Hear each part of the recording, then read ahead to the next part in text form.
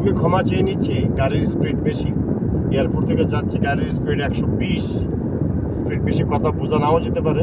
তারপরে বলছি, যারা নাকি বলতেছেন আওয়ামী লীগ অনেক কিছু দেশের ক্ষতি করে ফেলছে, তাদের উদ্দেশ্যে বলতে চাই, আওয়ামী লীগ যে উন্নয়ন করে গেছে বাংলাদেশে 17 বছরে, কোনো সরকার আর পারবে না।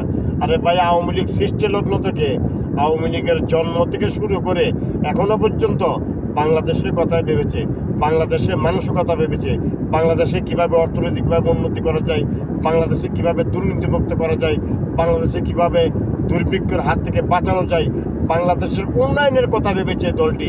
এই দলটি বাংলাদেশকে আজকে রোল মডেল হিসাবে দাঁড় করাতে চেয়েছিল, কিন্তু আমাদের কিছু মানুষের কারণে, আমাদের মতো কিছু স্বার্থবাদী মানুষের কারণে আজকে আওয়ামী লীগের অবস্থা। আওয়ামী লীগের অবস্থা থাকবে না। আওয়ামী লীগ বারবার ফিরে এসেছে, আবার ফিরে আসবে ইনশাল্লাহ। আওয়ামী লীগকে কেউ দমন করে রাখতে পারবে না।